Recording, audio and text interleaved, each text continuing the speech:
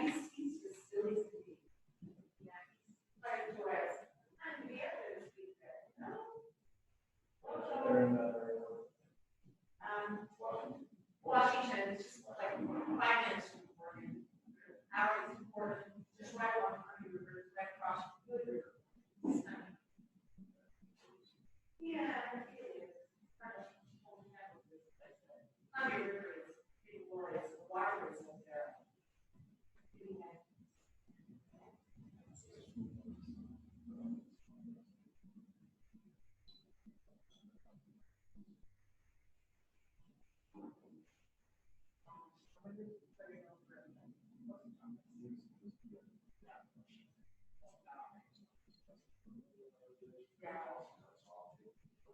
Okay, I'll just take it, I can put it in the one that's, so the public one is down, is that one.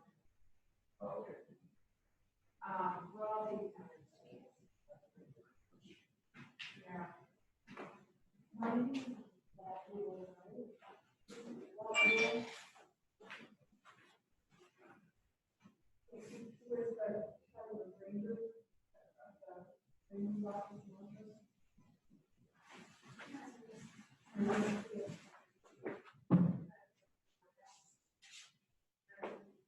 Yeah.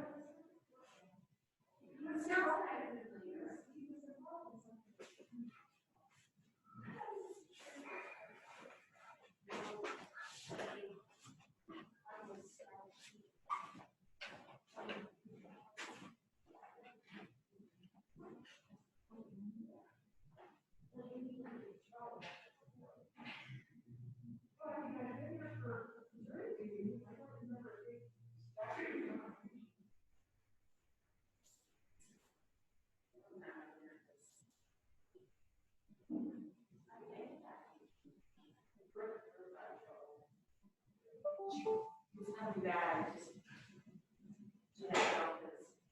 Even the people who wrote it, she was so sad. But she was so sad when she was first working in the market.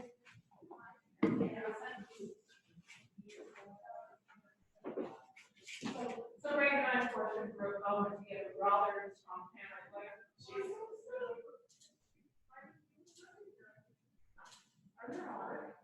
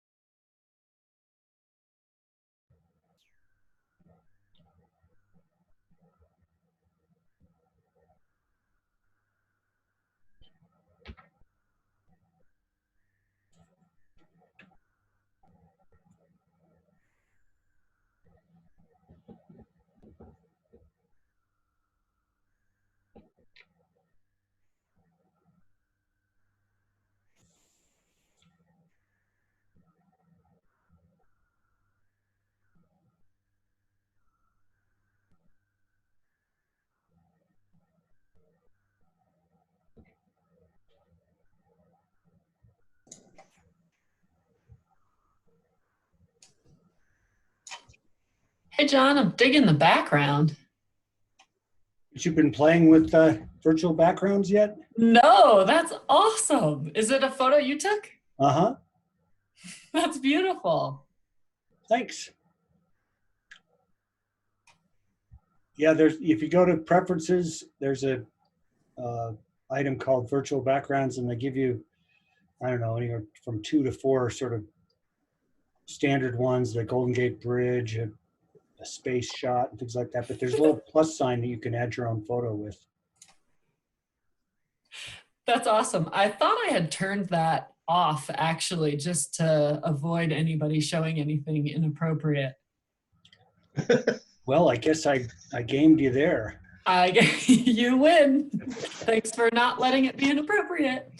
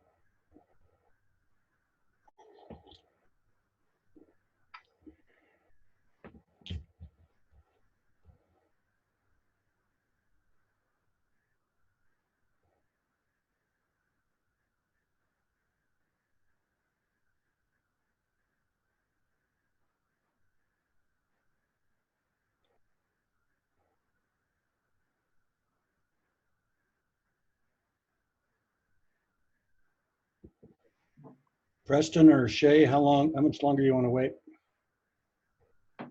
Mayor, I think we have a quorum, so we can start if you'd like to. I guess I'll give it another minute or two just to see if Beth or Tessa show up. Tessa just showed up. Hello.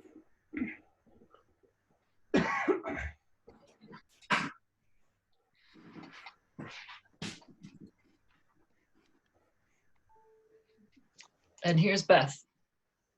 Hey.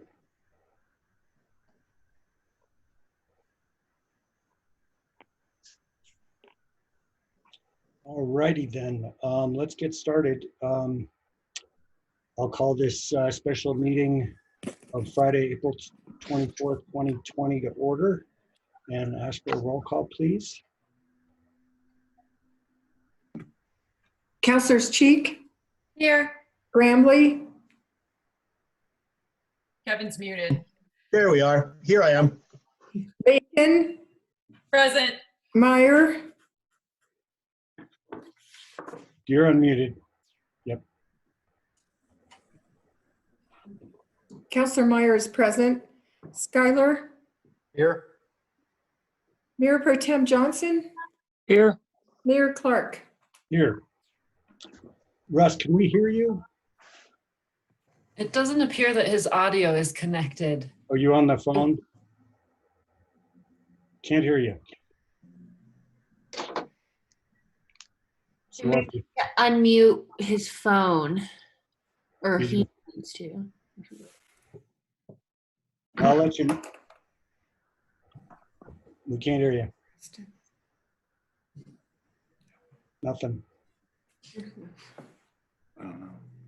It looks like you can hear us, Russ. Okay.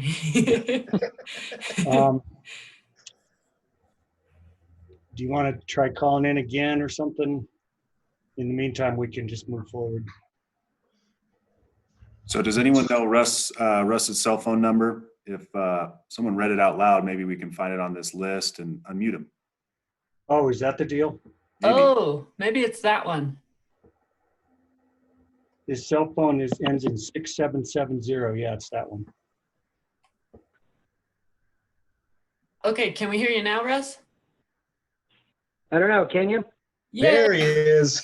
That's perfect. Good work, Preston. All right. Okay, so we've got a successful roll call. We have a public comment section on the agenda tonight for anyone who wants to address council for something or for anything that's not otherwise on the agenda. We have a very short agenda tonight, but is there anybody in the audience that would like to say something to council about something that's not on the agenda? Please raise your hand if you can figure out how to do that. Typically, you go to your participant list, click on participants at the bottom of your screen, and then tap on raise hand at the bottom of the participant list. I'll give you a second to see if anybody wants to. I see Pam Foister wants to speak. And Russ Meyer. Pam, go ahead. Thank you. Just a quick question. Is there anything, I didn't hear you on the radio this afternoon. Is there anything pertinent that we should know? Well, not a whole lot new if you've been following the governor's new orders. I basically just mentioned that there's a plan to slowly reopen. Erie County's Board of County Commissioners met as the Board of Health twice this week, and they decided to take a slightly slower track, but a couple things are going to be allowed to slowly reopen as of the 27th. I believe that's short-term rentals, but only for the case of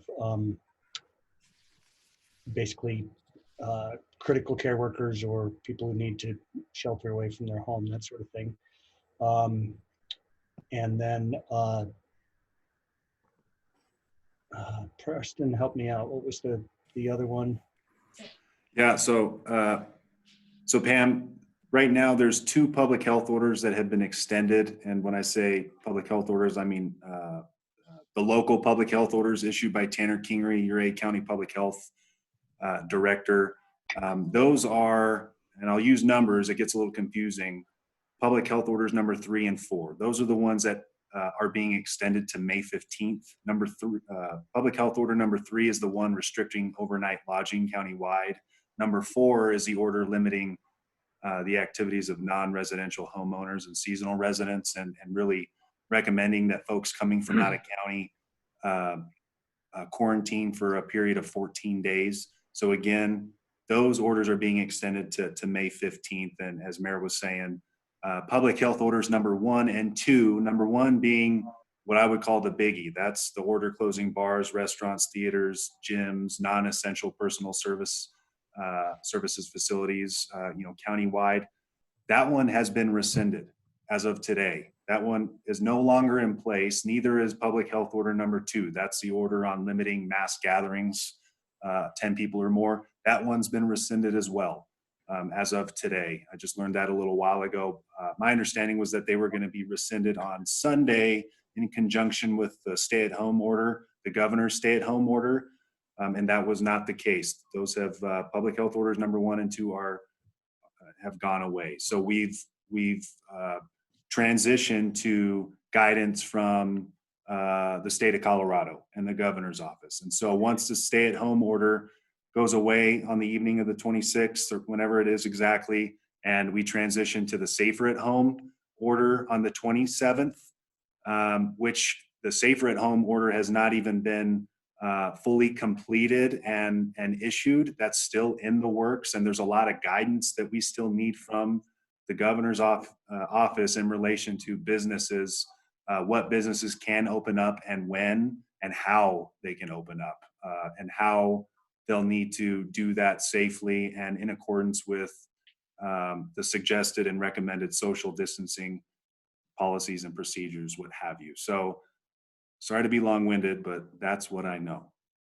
Thanks, Preston. Thanks for clarifying my bumbled explanation. Pam, does that answer your question for now? I guess you're probably muted again.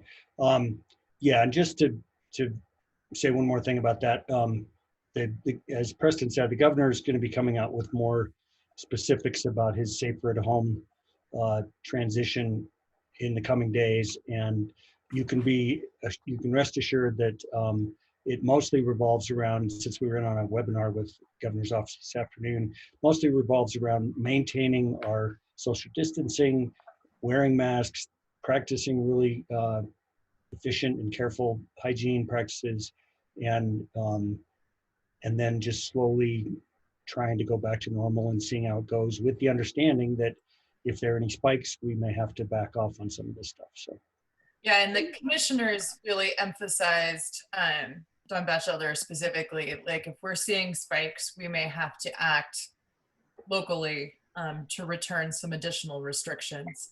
The goal is to stay at, we've been at 70 to 80% socially distanced. And the goal under safer at home is to keep that around 60%. So we're not like going back to normal life in any substantial way, just Right. something more sustainable. And John, I think the governor's order still anticipates no gatherings greater than 10 people. Yes. yep, I think that's true too. And Russ, I see your hand up. Is that just? That was, I wanted to add something else in just as a topic of discussion for the council, or just to share with council regarding some work with the water program that's come through. Okay, so not under this item. Not specific to this, no. Okay. So let me know when you want to.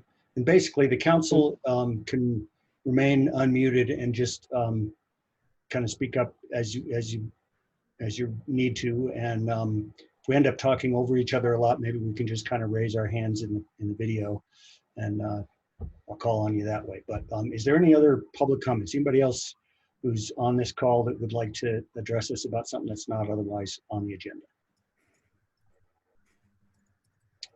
Seeing none, I will move on to the policy matters we're here for tonight.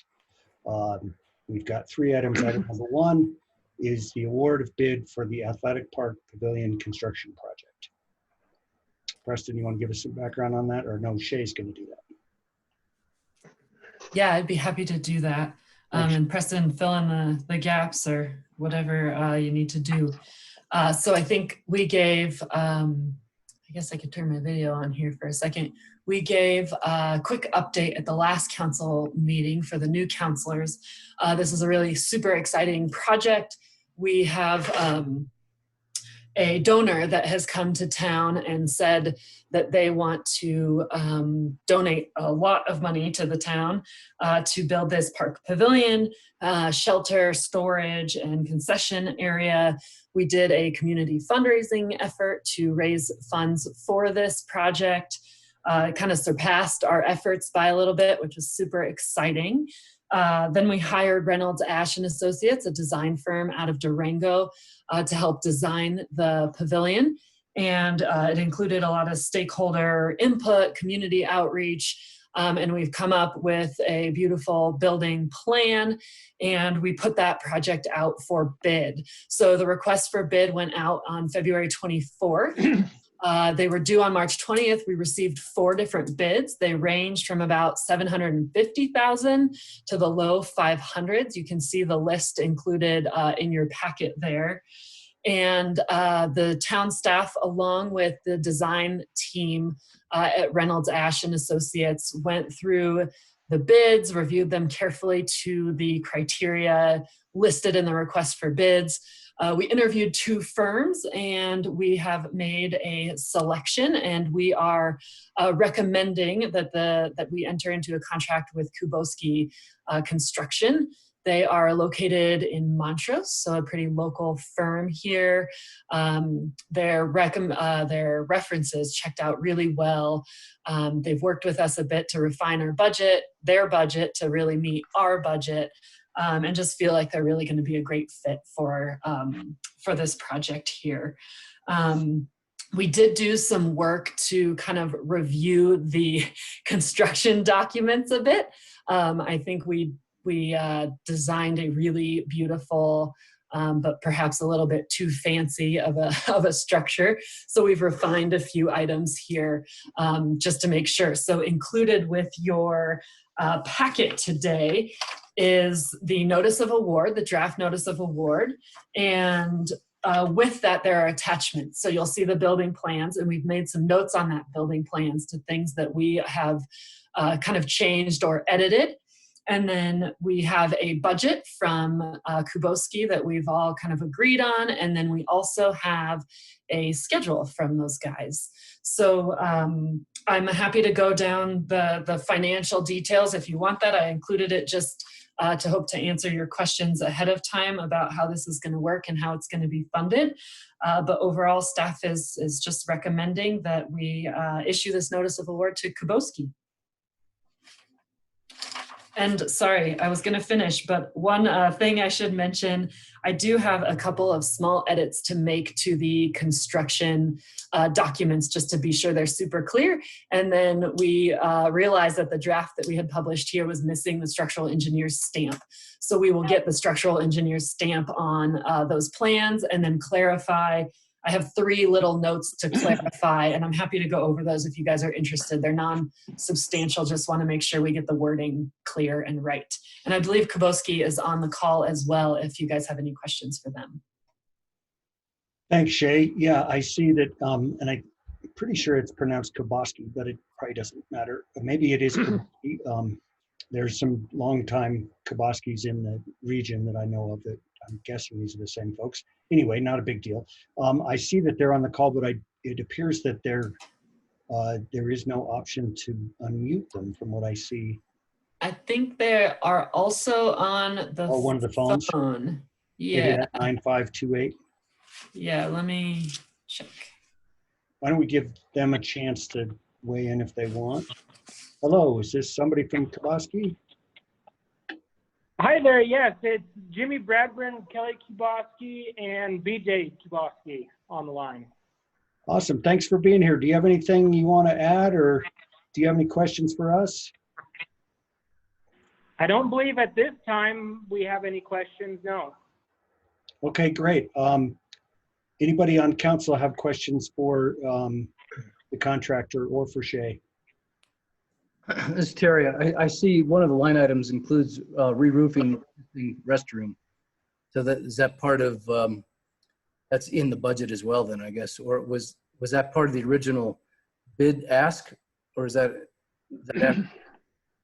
Yeah, so we had initially asked for a number of alternates, kind of meaning there were things that we wanted to do and we thought, let's get a bid for them and see if we can afford to do it.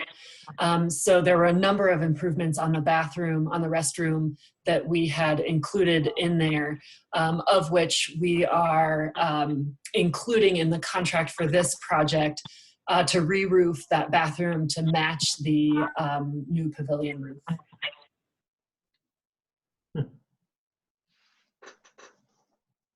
Okay, thank you. Anybody else? Question.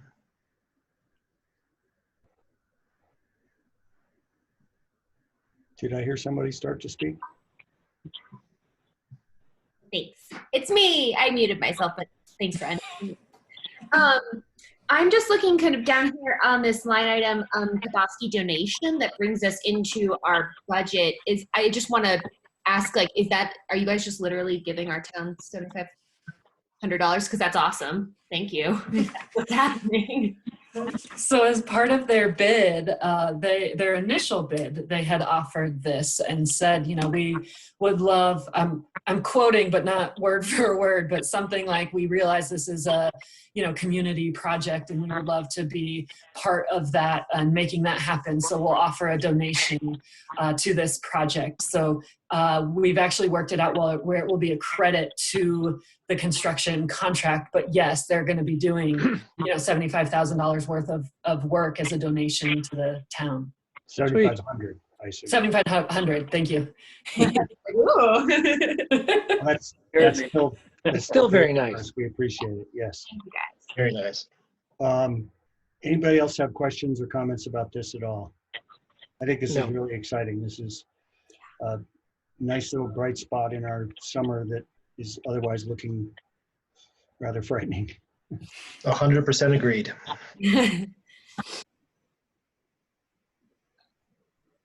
I would say unless there's any other comments or questions, I'd entertain a motion. I move to issue the notice of award for the Ridgway Athletic Park Pavilion construction project to Kibosky Contractors LLC as presented with the revisions that Shay has already mentioned taken into account. Seconded. Second. Okay, we have a motion and a second. Pam, did you get both those? And Yes, we got them. Assuming you did, we'll go ahead and have a roll call vote, please. Councilors Cheek, Yeah, aye. Grambly, Aye. Lakin, Aye. Meyer, Aye. Schuyler, Aye. Mayor Pro Tem Johnson. Aye. Great, passes unanimously. Thanks, everybody. Sweet. And thank you to staff for all your hard work on this. This is really, really exciting. And thank you to Kibosky Construction for your efforts and also, again, for your very generous donation. And we look forward to seeing you out there working on it. Thank you guys for the opportunity. We're super excited. Awesome. Right on. Great. Awesome. All right, that takes us to item number 2, review and action on the Town of Ridgway amended and restated electronic participation policy for regular and special meetings. Preston? Yeah, thanks, Mayor. Real quick, I just want to give a shout out to Shay for all her great work on the Park Pavilion construction project. I told her this a number of times, but just want to say it in the public forum that she's a rock star and it's been a very interesting project for sure. So thanks, Shay, for everything. Thanks for saying that again, Preston. It's so true. Before you now is an amended and restated electronic participation policy for regular and special meetings. Last month, you all should remember the town put in place a formal electronic participation policy, but in an effort to make it a little bit more all-encompassing, we've given a go at modifying the policy to make it applicable to all committees, including the Planning Commission. And we've also incorporated rules governing quasi-judicial matters. And that kind of came up after, really from Shay. Shay had broached the subject, and Bo, her and myself had conversations about how to go about getting this electronic participation policy amended a little bit and then put before you for consideration. So to sum up, like I said, it's a little more all-encompassing for all committees, and then the quasi-judicial matters. So in relation to that, for pending applications that have already been scheduled for a public hearing, the applicant will be presented with two options. One is essentially move forward with the public hearing under this policy. The second is suspend the review and decision deadlines until the local emergency or disaster declaration is lifted, and the town council or planning commission can actually meet in person. And then for if there's an applicant who wants a brand new quasi judicial matter scheduled and conducted by way of the electronic participation policy, they'll need to submit a written request on a form that we have already, when I say we, Bo has already drafted. And on that form, the applicant must acknowledge that holding a quasi-judicial hearing by electronic participation presents certain legal risks and involves an area of legal uncertainty, and that they're moving forward at their own risk. So that's my best go at kind of summing up the changes to the electronic participation policy. Bo, or even Shay, I invite you to correct me if I'm wrong in any way, shape, or form. Bo, I'm going to unmute you just for kicks. Thanks, Preston. No, I think that you did a good job of outlining the changes that we made with respect to the policy. Unfortunately, we have to deal with the situation here that we are looking at probably some prolonged periods of time where we're going to have some virtual meetings, and therefore feel like it's appropriate to address some quasi-judicial matters to the extent that they present themselves. Great, thanks, Bo. And thanks, Preston. Anybody on council have any questions or comments for staff? I'm wondering going forward, as things open up a little bit, if we would be looking at some sort of hybrid meeting, us council in chambers with a limited number of staff, so we're not exceeding that 10-person thing, and easy enough to social distance in that room, I think. And then with allowing the public to Zoom in. So that's just my question.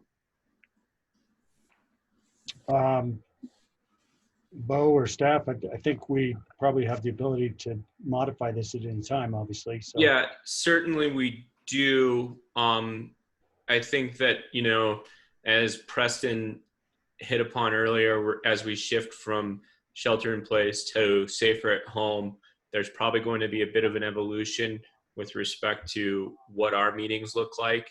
And that may be something that we discuss as early as the regular May council meeting in terms of some hybrid type of situation.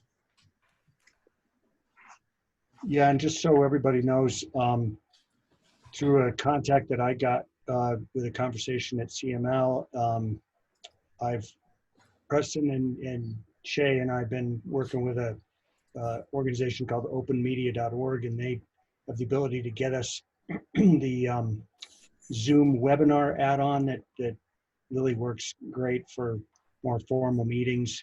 That normally is a $40 a month add-on. We're getting it for free through openmedia.org, I believe. And we're still in the process of setting that up. But, so going forward, hopefully we might be able to have that ready for the next planning commission meeting next week and potentially the May council meeting at least. And yeah, we'll just have to wait and see how things evolve, whether or not we can go back to some sort of a hybrid meeting that involves this meeting in person. I'm more than willing to do it as soon as we can, but we want to be doing things carefully and appropriately. Oh, absolutely. I don't think we have a lot of public here any longer, but anybody in the audience have any questions about this or comments? Feel free to raise your hand. I see iPad 4. Go ahead and identify yourself, please. Hi guys, it's Tammy from True Grit Cafe. Hi, Tammy. I'll have to call you, John, to figure out how to permanently name my iPad because I have to name it every time. So you'll have to help me with that. I love the idea of the merged, if you can make it happen, the merged meetings. I look at many people and I've been to multiple town council meetings over the years, and I think a way to, when we can safely get back together and still let people participate technologically, it's going to allow more participation in our town meetings and less of an opportunity for folks just to be uninformed because they couldn't make it to a meeting or didn't know where to go to find the minutes or anything of that nature. So I'm hopeful that we can do a more of a form of that in the future, carrying forward. Absolutely. In fact, that's Preston and I have been talking about how particularly this system, or whatever you'd call it, the agreement and arrangement that we're pursuing with openmedia.org actually gives us the potential to stream our meetings in the future when we go back to meeting in the meeting room, or simply recording them and then posting them to YouTube after the fact so that everybody can watch them at their own convenience. And that is our goal. I think a lot of you know that I've been advocating for some sort of electronic meeting add-on for years, and we just didn't have kind of the staff bandwidth to get it done before now, but we've got a great opportunity, hopefully, to do it soon. So that's my goal. So John, people, if the format you're looking for happens, people could still participate the Zoomish way with a hand raising, so there could still be interaction and participation, you think? Potentially, we have to look at that. I mean, definitely is a possibility, but we haven't, I don't think we've explored that to the degree we need to, especially if you're talking about, whatever it is, a month or 2 or 6 or 12 months from now, when we're back to some semblance of normal and we're meeting in person in that room and people are able to come attend the meeting, but you're saying actually have people be able to attend the meeting remotely at the same time and make comments. I know it's possible. Whether or not we'll be able to implement that complete level of interaction right away or not, I can't promise that, but that would be my goal. That's helpful. On not the same subject, but I didn't take my chance earlier, I want to thank all of you guys for all of your hard work, all of your diligence, the countless meetings and reading materials you must be going through. Thank you for your leadership and for sticking it through with us. Well, thanks, Tammy. It's nice to hear kind words. We appreciate it. And thank you for hanging in there like you are. I can only imagine how challenging life is for local businesses right now. We all know how challenging it is, and we appreciate you sticking it out as well. Absolutely. Thank you. Anybody else have any comments or questions? So John, this is Shay. I might just add, and Bo might want to add on to it. We have some new counselors, so I might be saying things that everybody knows, but quasi-judicial hearings are really those ones where we're wearing our judge hats and making decisions, especially with the Planning Commission on like particular properties. So they're the items that really require public meetings. We have to notice a certain amount ahead of time. We have to have time for public comment. So it's a really formal kind of process. It's like a mini court proceeding. And that's the importance of calling out these quasi-judicial hearings and allowing for some flexibility if the applicant wants to do it differently, and just making sure that they understand that, this is different than our typical procedure, and we want you to recognize that and be okay with it. So I don't know if Bo or John, if anyone wants to add something, but just wanted to make sure that the new folks kind of knew what was going on there. Thank you, Shay. That's really helpful. And I assume that Preston has plans for getting some training for the new counselors regarding quasi-judicial matters, because it is quite important and quite critical that we all know how to properly deal with these things. I don't think we need to get into the details of that now, because it's the kind of thing that really does require a training of sorts. Unless anybody has any questions, I think that's really great for you to point it out and to share that sort of more detail on it in that way. And I appreciate that you guys have thought it through and gone to the trouble of amending this, amending and restating this electronic participation policy, just because of the need to be really specific about quasi-judicial matters. So that's really helpful. Anybody else have any questions or comments about any of that?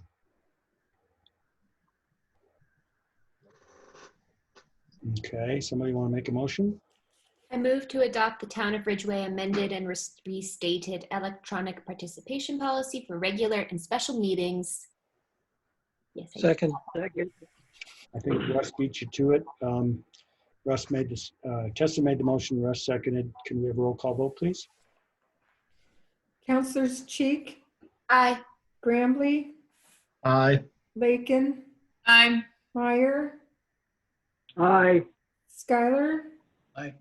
Mayor Pro Tem Johnson. Aye. Great, so that passes unanimously. Thanks, everybody. And thank you again, staff, for your good work on that, your due diligence on seeing the need to make sure that that's all cleaned up and correctly stated. The last thing on the agenda is something that I asked Preston to put on earlier this week. You counselors who've been on prior to this April know that there's an organization called Mountain Pact, of which we are, I don't know how formally we're a member, but we are a member of Mountain Pact. And it's basically a bunch of mountain communities all over the West: Colorado, California, Idaho, Utah, I think are all represented. And it's basically the idea that small mountain towns like ours, and particularly a lot of the more resort communities, have serious concerns and issues with some federal decision-making process, and we don't necessarily have a voice because we're so small. But together, under the Mountain Pact, the idea is that we join together and have more of a clout. This particular item is about something that Congress has funded for years, called the Land and Water Conservation Fund, the LWCF, and the current administration had basically defunded it, I believe, about a year ago, and Mountain Pact made a concerted effort to push for bringing it back in and refunding it, and it was refunded to a certain extent, to a limited extent, I believe about, I'm guessing here, but maybe 6 months ago. And Anna Peterson, the executive director of Mountain Pact, has been pushing hard for, for a couple of months, 3 months now, to have a full funding of the LWCF added to one of the next stimulus packages. And I think, Council's been on record supporting efforts to get the LWCF fully funded again for probably more than a year now, at least a year, because we did a letter in probably April of 2019. And so I'd like us to do that again if we can. And the proposed motion and wording here is to have me sign the letter requesting Congress to add LWCF funding to the next stimulus package. I'd actually like to see all of our names on a letter, if you're okay with that. So that's one slight change I'd like to ask. And it sounded like, Rusty, is this the item you wanted to have some input on? No, it's something else, Jim. Oh, okay. Well, so does anybody have any question, particularly you new guys, you may be sort of scratching your- I'm sorry that I meant to get a something out that gave you a little more background on this, but and there is the letter in the packet that will help you understand it to a certain extent. Does anybody have any questions or comments? No, I think that was good, John. Thanks for kind of giving a little backstory on that. I appreciate that. Yeah, no problem. I have no problem with signing collect, if we're okay with it, I think signing collectively as the council would be awesome. I think it carries more clout that way. Yeah. No problem with me. Okay. Anybody in the audience have questions or comments? I see a hand up. Listener, identify yourself. Whoever that is that raised your hand, you've been unmuted. You can go ahead.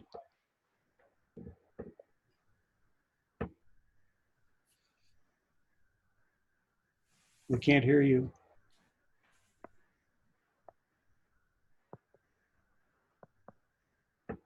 The person that's just named themselves listener, you have your hand up and you've been unmuted, but we still can't hear you. Is there something you can do to either unmute your device or?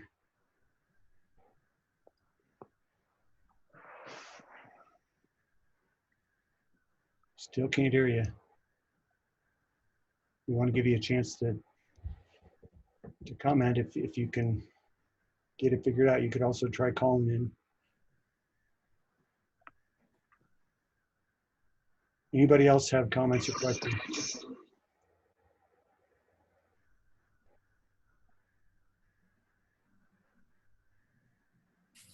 I don't see anyone else. I want to make sure the person who's signed in, I see another. Can you hear me? Yes, now we can hear you. Ah, great. Who is this? Okay, I'm Mitch Green. I live in Solar Ranch. Hi, Mitch. And hi, John. Hi, Russ. You're the two that I've met on the council. This letter, it seems like the third paragraph of the letter is what you really want to say. And that is that the Mountain Gateway communities are financially impacted. The first two paragraphs give somebody that's reading this letter every opportunity to reject it, because it's not about something impacting us economically now because of this virus. So it feels a little bit like we're talking about all the great things that parks and open spaces do for us, but the real thing is we're suffering economically as gateway communities because we count on the tourists. We need help. That's so I couldn't see any more than the last word specifically, colon. So I have no idea what followed. What? Justin, yeah, scroll up for him there. I think that just my 2 cents from the peanut gallery, the focus is on the economic impact that this virus has had on these mountain, on the gateway communities to our national parks and open spaces and wilderness areas. And that's where we need the help. We shouldn't talk about how great it is to go hiking. That's sort of like, yeah, that's fluff. Put it aside. I'm commenting as someone who read things like this in my career, for 30 years. I'm just trying to get to the point. Why is this impacting us? What help do we need? Don't talk about the benefits of open space, because that's not what it's about. It's about the devastation to our communities because of this virus, because we're gateways to the wilderness. Huh, interesting. I think those are good points. And Preston, I don't remember, is this the draft that Anna presented us with? Yes, sir. It's simply a form letter that other communities have provided. So yeah, not much tailoring had been done based on what Anna had provided. I get it if that's the form letter and we just sign it and we go with everybody else, and that's great. It's just that I'm looking at it as someone who used to evaluate these letters. Huh. Well, that's the two bullets that he's referring to that he can't see might help address some of his concerns. Yeah, but the point is, as No. as a reader, I'm going to discard it at the end of the second paragraph.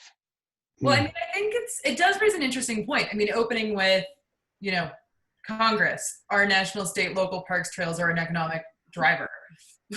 Exactly. That is an interesting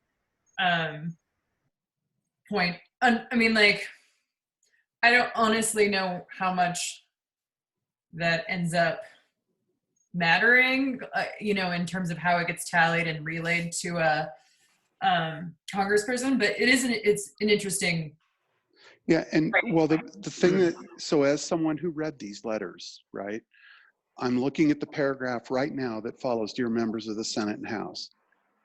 It talks about how we need to invest in our parks, our public lands, and outdoor recreation. And the immediate thought is, this bill is not about increasing the budget for the Forest Service or the Park Service. I'm going to put it aside. You didn't tell me about investing in the communities on the gateway, that are the gateways to those places. So as a reader, I'm going to put it aside because you told me that you want to invest in parks, public lands, and outdoor recreation. Even though that sentence ends in through full funding of the LWCA. I never got there. I don't know what that is.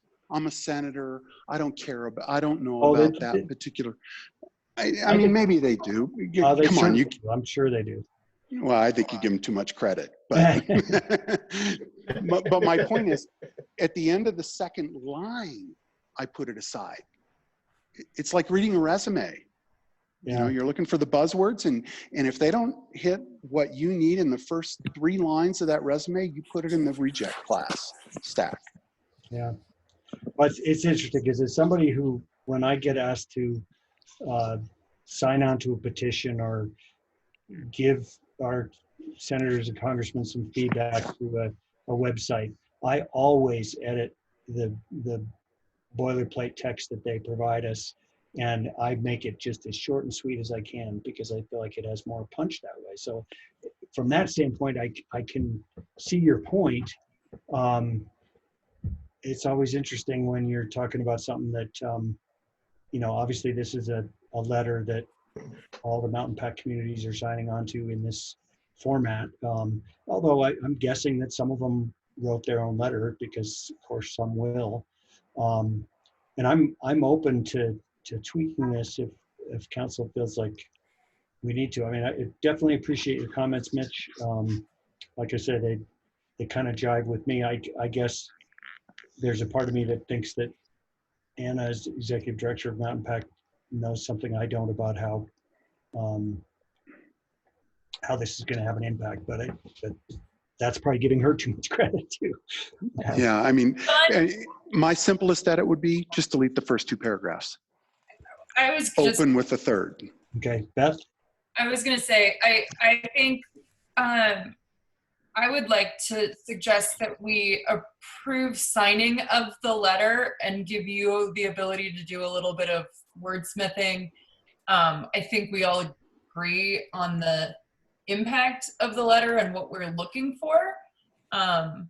You know, that makes sense to me. I could actually, you know, and maybe looking at even, Mitch, I don't think I'm quite as like the first paragraph, you'll lose me, but maybe that second paragraph focusing on our communities and the recreational aspect, maybe that needs to go further down and get the economic support stuff in the second paragraph. But I would say we need to go ahead and approve this, and I do trust John's ability to do a little bit of wordsmithing rather than us getting too deep in the weeds on that. Yeah.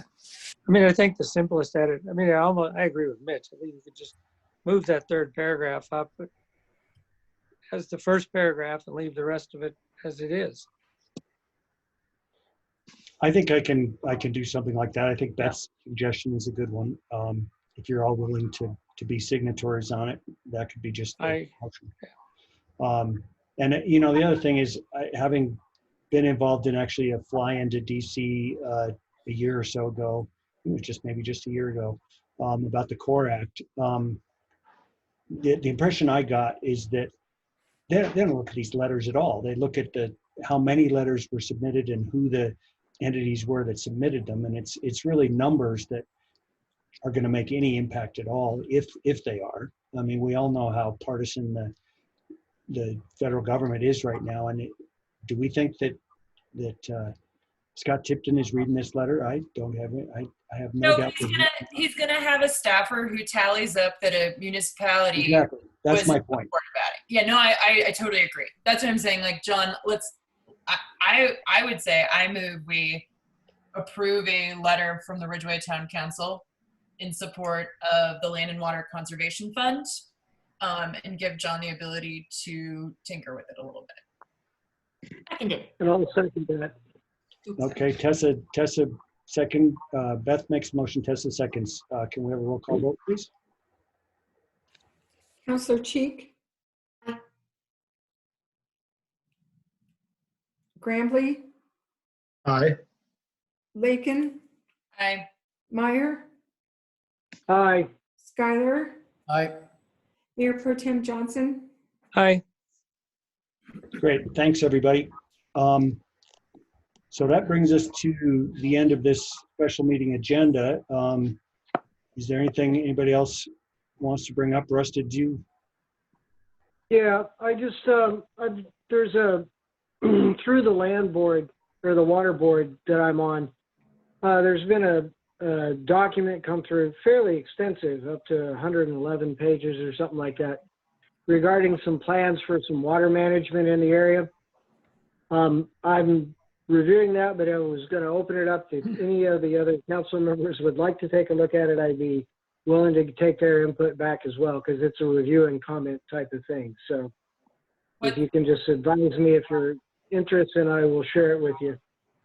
Why don't you just send it out to us by email, and if I have the bandwidth, I will totally take a look at it.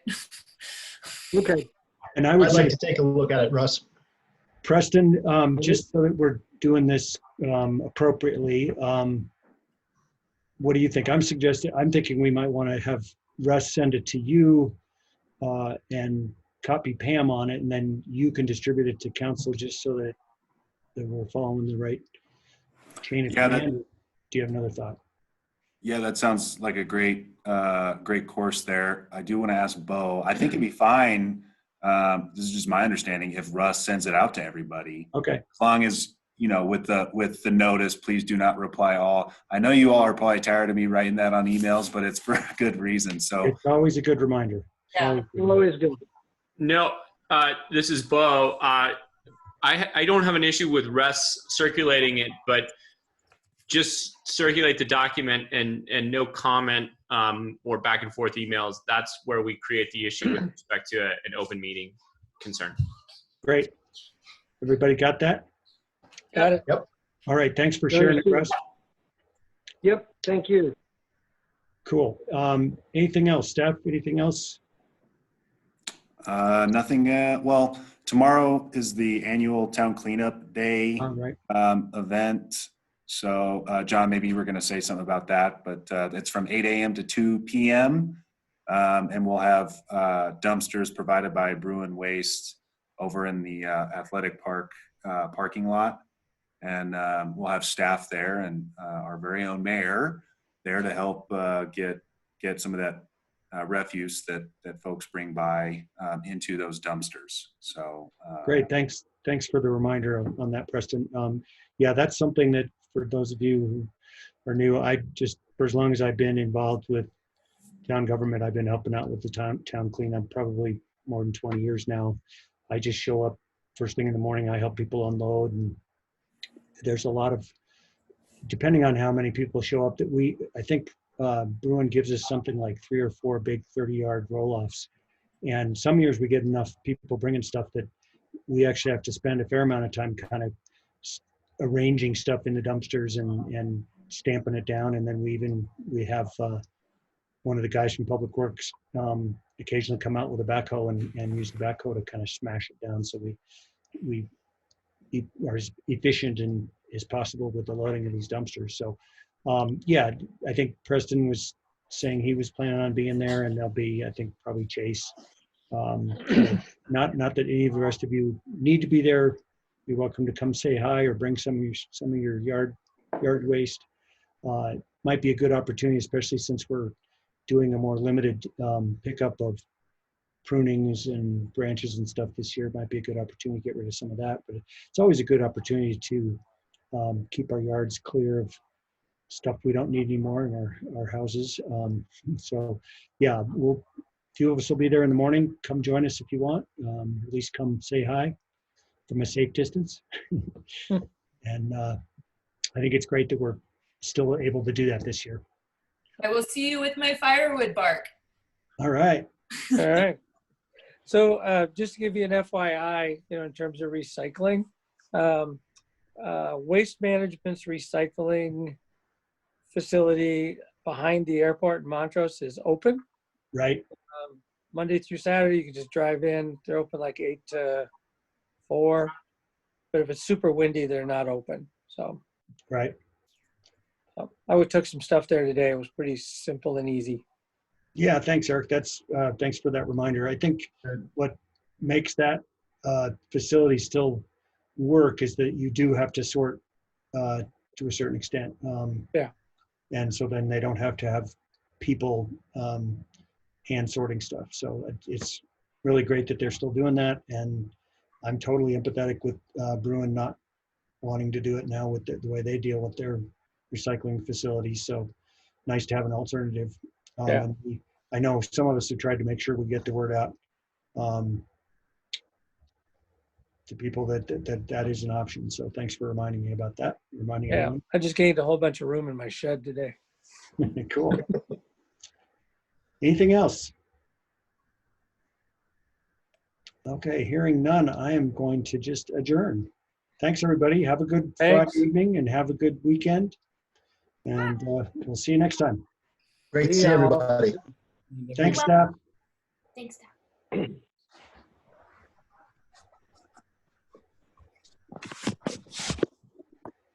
Thanks, Preston. Thanks, Shay. Thanks, Pam.